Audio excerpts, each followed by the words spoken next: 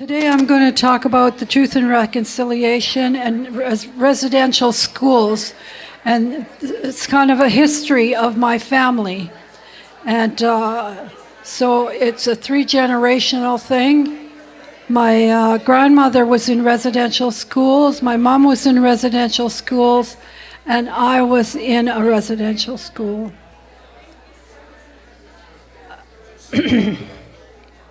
Anyway.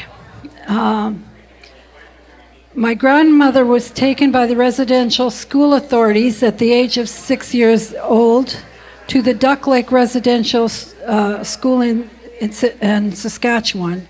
She was a very small child, and she had two sisters and a brother also taken. A year later, her mother died in childbirth. The child also died. And my grandmother was never advised. She was never told that her mother died. So she spent 8 years in the residential school and never even knew that her mother died. And so she never went home either, she didn't know why, but that was the reason. Her mother had passed away. All the information that I talk about today, most of it is from my ancestors, like my mother, my grandmother, and some from myself and some from my cousin. I have two cousins that were in the 60's scoops.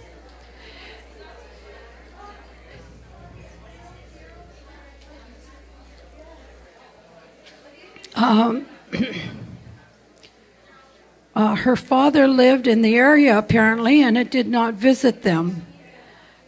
She was mistreated, humiliated. She was worked like a slave, and she was the one that was doing the sewing. And at best, she was five feet tall. So you can imagine at 6 years old how small she was. And they started teaching her how to sew, and she had to sew all of the clothes for the kids at the residential school, the vestments for the priests and the coverings of the altar. She thought she was 16 years old, but she was only 14 years old. They didn't have birthdays, so she was, 2 years younger than she thought she was. Anyway, when she was 14, they decided they actually sold the girls to the farmers for wives. And so nobody had come to collect her or anything during the time, and they decide she's going to be sent off to a farmer for a wife. And her two sisters had already been sold to the farmers for the wives. So she was very upset, and she decided to run away. So she did. She ran away, and she knew a family, and she married the son of that family. And the person that she married was the son of Philip Garno, which was he was one of the people in the Batoche area during the Riel Rebellion.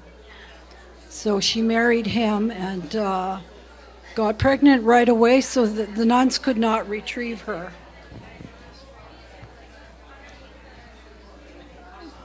Her children were also taken as they came of age. She had 6 children taken altogether.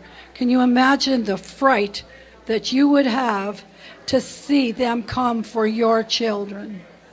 One of the children was my mother, and my mother was 10. She was in grade 4 when she was also working, and they were doing the housework, and she was doing the floors in the hallway, and a nun came along and kicked her in the side, and she had internal bleeding and had an abscess on her side.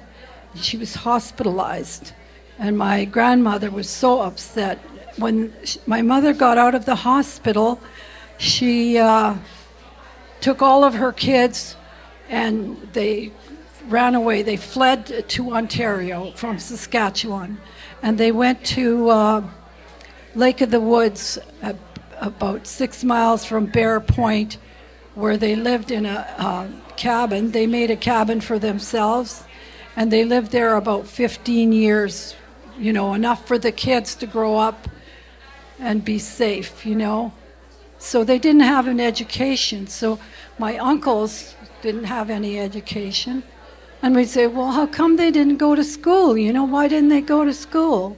And she says, well, a nun's education isn't worth anything, and having no education was better than, the nun's education.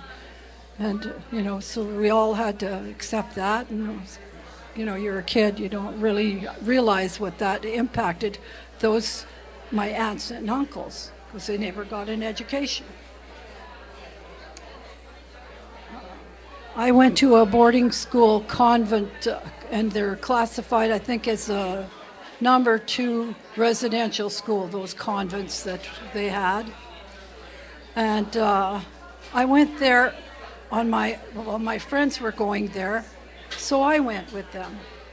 And while I was at the convent, they had a number of abuses for other children. They did not abuse me.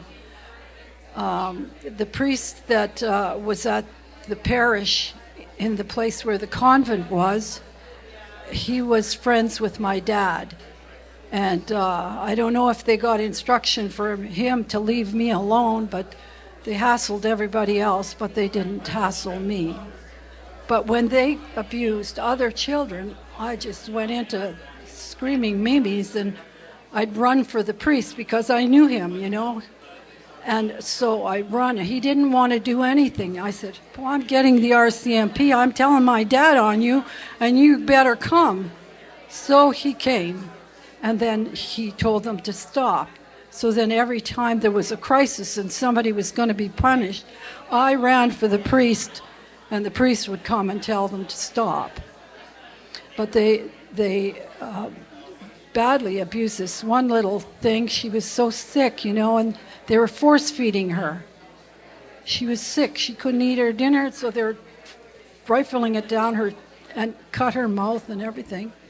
So I stopped them then, too. And then I said to the Mother Superior, you have to call her parents. She's very sick. She's been sick all week, because I was looking after her, so I knew how sick she was. And she said no. And I said, so Mother Superior, I said, if she dies before her parents come to get her, what are you going to say then? Because I'm going to go to the RCMP, and I'm going to tell them, and I'm going to tell my dad.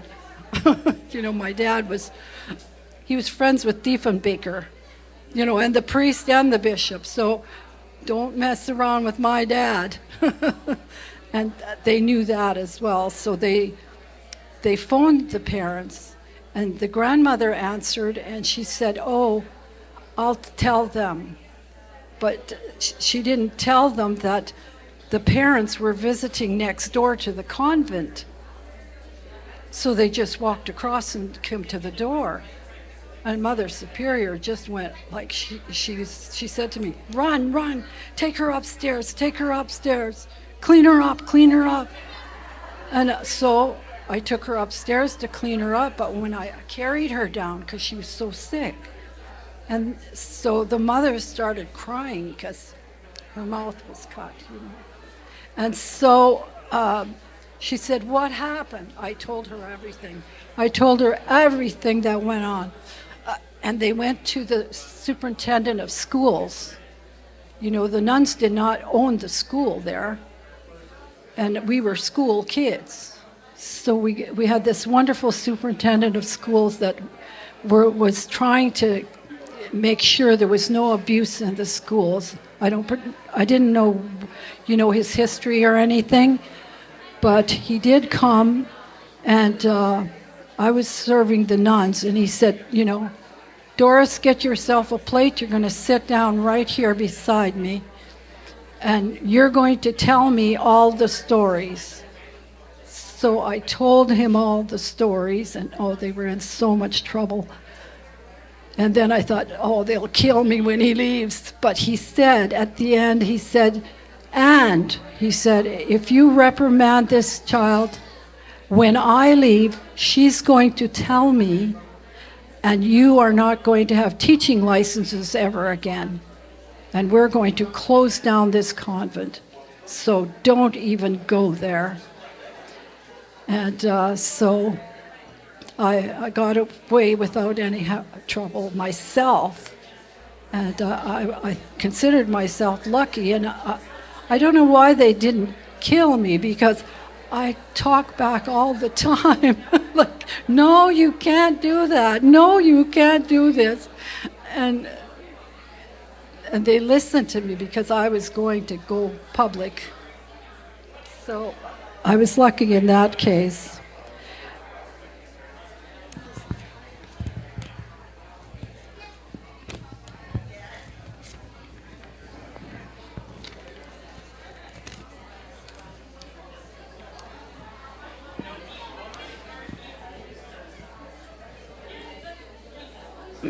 Then in the 60's scoop, my cousins were picked up in the 60's scoop, and they were put in foster care. And so they were terribly abused in foster care. And my one set of cousins, they were twins. And the boy, the priest said, I want that boy. And they gave that boy to the priest. And the priest abused him for 8 years. Sexually abused this child for 8 years, and he had nowhere to go, And my girl cousin, the other twin, she was put from home to home, and some of the homes that she was raped on a regular. First time she was raped when she was 8 years old. And she was raped so many times that she could not have children. But when she got out of there, when she grew up, she met a really, really nice man, and he was very understanding, and they're still together after, and she's 82 and he's 84 or something like that. And she adopted children instead of, she couldn't have children. But she was in therapy from the time she left, and she's still in therapy, and she still has nightmares and problems. And her husband is just absolutely wonderful, and she's wonderful too. She's a very, very wonderful person. And her brother didn't fare as well as she did. He couldn't take it, and he got drinking, and he had a car, and he just drove himself off the cliff in British Columbia, killed himself. So, that was really, really sad part. Luckily, my cousin was really strong, and, she had therapy help, and so she struggles on, but you'd never know if you met her that she had been through that kind of hell. And she's my hero. She's so strong, and she's so wonderful, and she loves her kids and the neighbors and everybody. And she is so brave. And one day she took me in the basement, she has a little office down in the basement, and told me all about it. She just let it all go, So I really love her. So the people who suffered during the residential period, the children, the families, until now, they still suffer. They still suffer. They still need help, and they are so strong, and they're the survivors. The strongest survive, and of course they're very strong, and they struggle through a lot of things without ever anybody knowing. And some of them will not talk about their experiences, unless, it's somebody they really trust. And so I feel that she really trusted me when she told me her story. I myself was in foster care. I was 3 years old, and I wasn't very good then either. I was a rebellious kind of little thing, and I wasn't at home, and I didn't like that. And there was a chamber pot up at the top of the stairs, and the woman is threatening to beat me, and I run up the stairs, and I kick the chamber pot down, and it landed right on her chest, and she screaming at the top of her lungs, "I'm going to kill you, I'm going to kill you." And my dad walks in. He's coming to visit us. And he hears this. He runs right in. He doesn't know the situation, that why she lost her mind over this. And he scoops me and my sister up, and we leave, and we drive away in the truck, and we don't come back. And they didn't make us go back. So that was, I was always running by the skin of my teeth in my life. Anyway, with the Truth and Reconciliation Day, we thank the Creator that we are here to celebrate their lives. We have so much to be happy for. And, I know there's sad stories that people tell about residential schools, but, we have to remember them, respect them, and celebrate their lives and celebrate our own. And so now let us celebrate all that we have and all that we can give to others in our own special way. We have so much to give. Be generous. This is a fundraiser. And this is for the artists. Thank you. Thank you.